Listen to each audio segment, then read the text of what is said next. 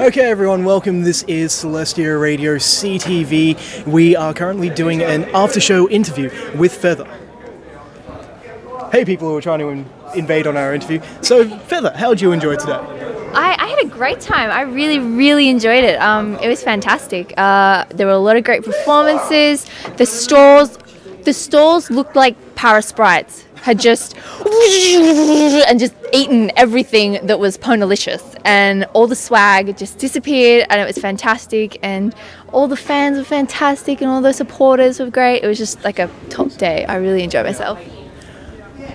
And have you been to many other conventions where you've been selling things before, or is this kind of like your first one?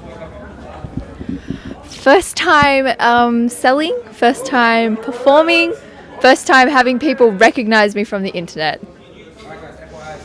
Interesting feeling. Fantastic. This is really more of an ad hoc interview than anything else.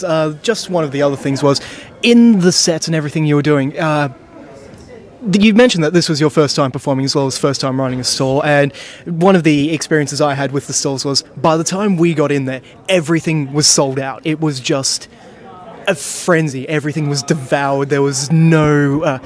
it was pretty much a license to print money.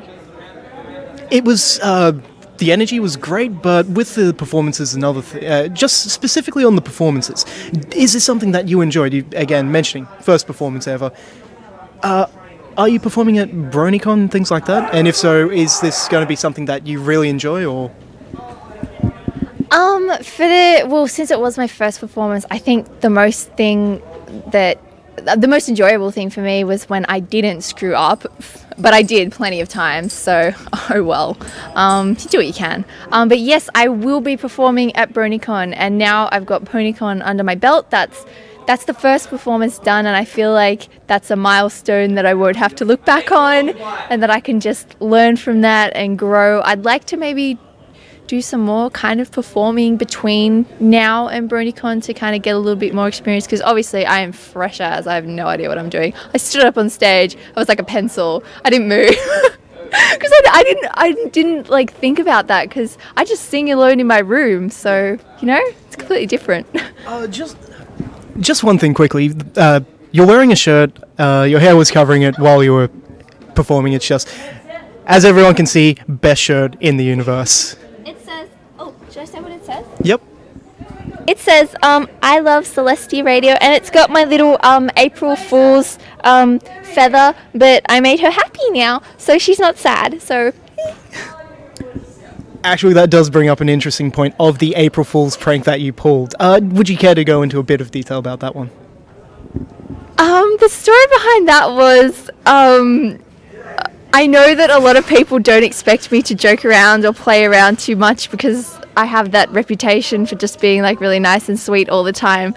But I had a whole bunch of bronies over because I was practicing for like a day with Replacer, and you know, like, we were just joking around and having the best time. And you know what happens when, like, a bunch of bronies get in a room and they start talking and joking, and then it turned into this thing, and I just quickly dropped this oh-so-quick drawing, and then it just happened to go up, and I was like, what if people didn't think I was going to... And actually, no, it was Alex, another brony that was present. He was like, say you're not going to BronyCon, say you're not going to BronyCon. And I was like, oh, and I just did it. And then Replacer was like, say I'm your fiance, ha. So it was just a never-ending joke that, and then people took it really seriously. Some of them took it really seriously, and I was like, oh, I better put up the other video. I didn't mean it to go that far. I was really unexpected, but yeah, I thought it would be... I tried to make it really obvious. I mean, for one, it was on April Fool's. I said Replacer was my fiance, and I didn't give any kind of explanation, so I thought it was pretty obvious, but still, people are like spitting chips over it,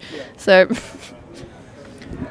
Yeah, just on that note, I actually know one person who was crying when they heard about that. It's just... But I really wanted to meet Feather. It was really interesting going through that. I'm sitting there going, that, just because they were crying, that's a little bit of a mean April Fool's joke, but... Bad now. I didn't think people would care that much. Yeah. I feel sad. I'm sorry.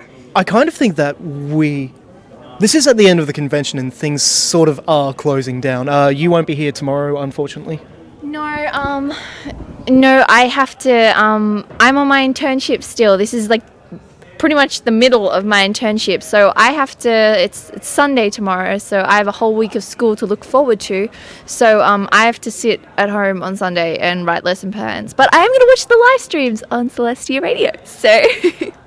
Fantastic. That was the advertising I was going to do of just plugging the stream. But hey, it's already been done for me. So yeah, make sure you check out the live stream we have tomorrow, because we will have more musicians. We'll have coverage of many panels. There's a media panel tomorrow, musician panels, artist panels, whole bunch of things. So guys, make sure you can check it out. We will see you tomorrow.